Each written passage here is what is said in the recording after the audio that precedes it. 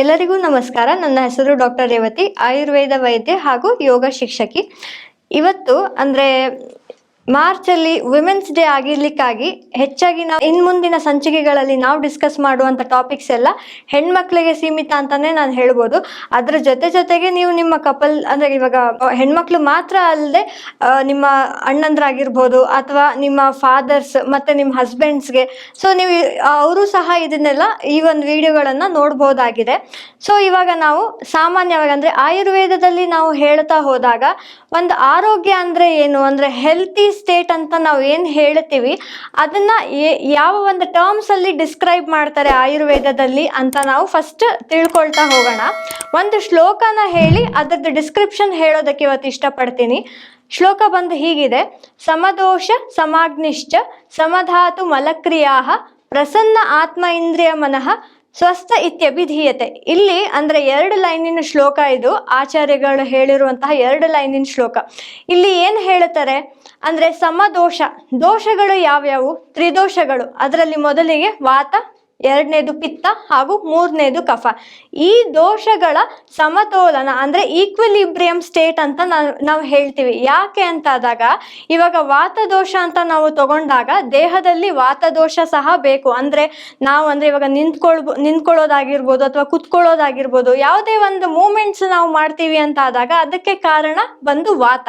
ಆ ಕಾರಣಕ್ಕೆ ವಾತ ಅಂತ ಹೇಳ್ತೀವಿ.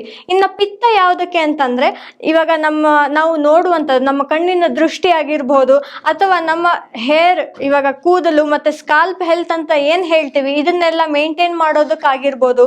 ಮತ್ತೆ ನಮ್ಮ ಡೈಜೆಷನ್, ಆಮೇಲೆ ಹೆಣ್ಮಕ್ಳಲ್ಲಿ ಮುಖ್ಯವಾಗಿ ಹೇಳೋದಾದ್ರೆ ರಿಪ್ರೊಡಕ್ಟಿವ್ ಏಜ್ ಅಂತ ಏನ್ ಹೇಳ್ತೇವೆ ಅಥವಾ ರಿಪ್ರೊಡಕ್ಷನ್ ಸ್ಟೇಜ್ ಅಂತ ಏನ್ ಹೇಳ್ತೇವೆ, ಮೆನ್ಸ್ಟ್ರುಯೇಷನ್ ಇರ್ಬೋದು ಅಥವಾ ಮೆನೋಪಾಸ್ ಸ್ಟೇಟ್ ಇರ್ಬೋದು, ಅದಕ್ಕೆಲ್ಲ ಪಿತ್ತನೂ ಸಹ ತುಂಬಾ ಅನುಕೂಲಕರ. ಆ ಕಾರಣಕ್ಕಾಗಿ ಸಮಪಿತ್ತ ಅಂತ ಹೇಳ್ತೀವಿ. ಇನ್ನು ಕಫ ದೋಷ ಯಾವುದಕ್ಕೆ?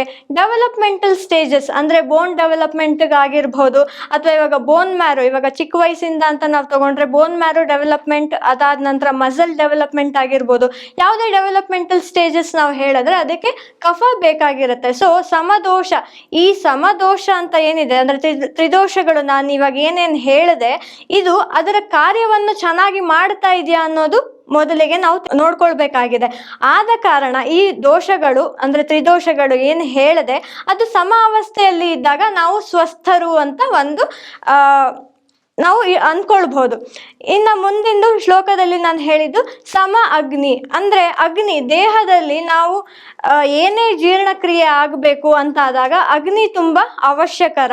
ಅಂದ್ರೆ ಸಮ ಅಗ್ನಿ, ಈಕ್ವಲಿಬ್ರಿಯಂ ಅಲ್ಲಿ ಇರುವಂತಹ ಅಗ್ನಿ ತುಂಬಾ ಮುಖ್ಯ. ಅಗ್ನಿ ಏನೆಲ್ಲ ಕೆಲಸ ಮಾಡುತ್ತೆ ನಮ್ಮ ದೇಹದಲ್ಲಿ? ಡೈಜೆಷನ್ ಆಗಿರ್ಬೋದು ಅಥವಾ ಮೆಟಬಾಲಿಸಮ್ ಇರ್ಬೋದು, ಅದಕ್ಕೆಲ್ಲ ಅಗ್ನಿ ಕಾರಣ.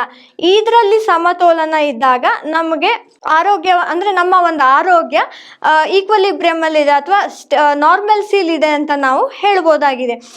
ಸಮಧಾತು ಅಂತ ನಾನು ಹೇಳಿದೆ. ಇಲ್ಲಿ ಸಪ್ತಧಾತುಗಳ ಬಗ್ಗೆ ನಾವು ಹೇಳ್ತಾ ಹೋಗ್ತೀವಿ. ಯಾವುದೆಲ್ಲ ಸಪ್ತಧಾತುಗಳು? ಮೊದಲನೇದಾಗಿ ರಸ, ರಕ್ತ, ಮಾಂಸ, ಮೇದ, ಅಸ್ಥಿ, ಸ್ನಾಯು ಹಾಗೂ ಶುಕ್ರಧಾತು. ಇದ್ರದ್ದು ಇಂಡಿವಿಜುವಲ್ ಫಂಕ್ಷನ್ಸ್ ಇದೆ. ಅಂದ್ರೆ 7 ನಾನು ಧಾತುಗಳು ಏನು ಹೇಳಿದೆ ಅದಕ್ಕೆ ಅದರದೇ ಆದಂತ ಕಾರ್ಯಗಳು ಇರುತ್ತದೆ. ಇವಾಗ ನಮಗೂ ಅಷ್ಟೇ ಅಲ್ವಾ, ಅಂದ್ರೆ ಹೆಣ್ಮಕ್ಳಿಗೆ ಈ ಕೆಲಸ, ಗಂಡ್ ಮಕ್ಳಿಗೆ ಈ ಕೆಲಸ ಅಂತ ಇರುತ್ತೆ. ಅದೇ ತರಾನೇ ಇಲ್ಲೂ ಸಮಧಾತುಗಳಿಗೆ, ಸಪ್ತಧಾತುಗಳಿಗೆ ಅದರದೇ ಆದಂತ ಕೆಲಸಗಳು ಇರುತ್ತೆ. ಅದು ನೆರವೇರ್ತಾ ಇದೆ ದೇಹದಲ್ಲಿ, ಅಂದ್ರೆ ಅದ್ರದ್ದು ಕೆಲಸ ಅದು ಮಾಡ್ತಾ ಇದೆ ಅಂತ ಆದಾಗ ನಾವು ಹೆಲ್ತಿ ಸ್ಟೇಟ್ ಅಲ್ಲಿ ಇದೀವಿ ಅಂತಾನು ಹೇಳ್ಬೋದು. ಸಮಧಾತು ನಂತರ ಸಮಧಾತು ಮಲಕ್ರಿಯ ಅಂತಂದ್ರೆ ನಮ್ಗೆ ದೈನಂದಿನ ಚಟುವಟಿಕೆಗಳಲ್ಲಿ ನಮ್ಮ ಮಲಮೂತ್ರಾದಿಗಳು ಏನಿದೆ ಅದು ನಾರ್ಮಲ್ಸಿಯಲ್ಲಿ ಇದ್ದಾಗ, ಅಂದ್ರೆ ಬೆಳಗ್ಗೆ ಎದ್ದ ತಕ್ಷಣ ನಿಮ್ಗೆ ಮೋಷನ್ ಪಾಸ್ ಆಗೋದಾಗಿರ್ಬೋದು ಅಥವಾ ನೀವು ವಾಶ್ರೂಮ್ಗೆ ಹೋಗಿ ಅಂದ್ರೆ ಎಲ್ಲ ಏನ್ ನ್ಯಾಚುರಲ್ ಅರ್ಜಸ್ ಅಂತ ನಾವ್ ಏನ್ ಕರಿತೀವಿ ಅದನ್ನೆಲ್ಲ ನೀವು ಕಂಪ್ಲೀಟ್ ಮಾಡ್ಕೊಳ್ಳೋದಾಗಿರ್ಬೋದು. ಈ ತರ ಇದ್ದಾಗ ಅದು ಹೆಲ್ತಿ ಸ್ಟೇಟ್. ಇನ್ನ ಇಲ್ಲಿ ನಾವು ಅಂದ್ರೆ ದೈಹಿಕ ದೈಹಿಕವಾಗಿ ಫಿಸಿಕಲ್ ಅಷ್ಟೇ ಅಲ್ಲದೆ ಮೆಂಟಲ್ ಆಸ್ಪೆಕ್ಟ್ಸ್ ಅಲ್ಲೂ ನಾವು ಹೆಲ್ತಿ ಅನ್ನೋದು ಯಾವ್ದೆಲ್ಲ ಹೇಳ್ತೀವಿ ಅಂತ ಆಯುರ್ವೇದದಲ್ಲಿ 2ನೇ ಲೈನಿನ ಶ್ಲೋಕದಲ್ಲಿ ಅವರು ಹೇಳ್ತಾ ಹೋಗ್ತಾರೆ. ಪ್ರಸನ್ನ ಆತ್ಮ ಇಂದ್ರಿಯ ಮನಃ ಸ್ವಸ್ಥ ಇತ್ಯಭಿಧೀಯತೆ.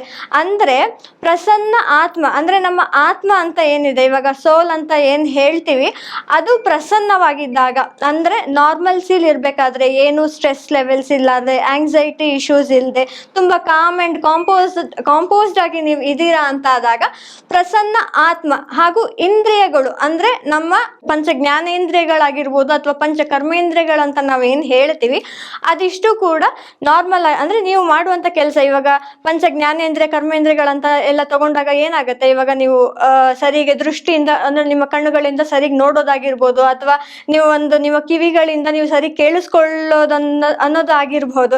ಇದೆಲ್ಲ ಕಾರ್ಯ ಅಂದ್ರೆ ಅದರದ್ದು ಆ ಒಂದು ಆರ್ಗನ್ದು ಅಥವಾ ಆ ಒಂದು ಪರ್ಟಿಕ್ಯುಲರ್ ಸೆನ್ಸ್ ಆರ್ಗನ್ಸ್ ಅದ್ರದ್ದು ಕೆಲಸ ನಡೀತಾ ಇದೆ ಅಂತ ಆದಾಗ ಅದು ಅಗೇನ್ ಇಲ್ಲಿ ಸ್ವಸ್ಥ ಅನ್ನೋದು ಒಂದು ಡೆಫಿನೇಷನ್ಗೆ ನಾವು ತಗೊಳ್ಬಹುದು. ಇದೆಲ್ಲ ಅಂದ್ರೆ ಇವಾಗ ತ್ರಿದೋಷಗಳು ಮತ್ತೆ ಅಗ್ನಿ ಬಗ್ಗೆ ಹೇಳದೆ, ಆಮೇಲೆ ಧಾತುಗಳ ಬಗ್ಗೆ ಹೇಳದೆ, ಮತ್ತೆ ಮಲ, ಅದಾದ ನಂತರ ಮೆಂಟಲ್ ಆಸ್ಪೆಕ್ಟ್ಸ್ ಅಂತ ಬಂದಾಗ ಇಲ್ಲಿ ಅದೇ calm and composed mind, study mind ಅಂತ ಏನ್ ಹೇಳ್ತೀವಿ, calm and composite study mind ಅಂತ ಏನ್ ಹೇಳ್ತೀವಿ, ಇದು ಎಲ್ಲ ನಾರ್ಮಲ್ಸಿಲ್ ಇದೆ ಅಂತ ಹೇಳಿದಾಗ ಆ ಒಂದು ವ್ಯಕ್ತಿನ ನಾವು ಸ್ವಸ್ಥ್ಯ ಅಂದ್ರೆ ಸ್ವಸ್ಥ ಇತ್ಯಭಿಧೀಯತೆ ಅಂದ್ರೆ ಅಂತ ಒಂದು ವ್ಯಕ್ತಿಗೆ ನಾವು ಸ್ವಸ್ಥ್ಯ ಅಂತ ಕರಿತೀವಿ. ಅಂದ್ರೆ ಸ್ವಾಸ್ಥ್ಯ ಅಂದ್ರೆ ಹೆಲ್ತಿ ಇಂಡಿವಿಜುವಲ್ ಅಂತ ಹೇಳಿ ಲೆಕ್ಕ.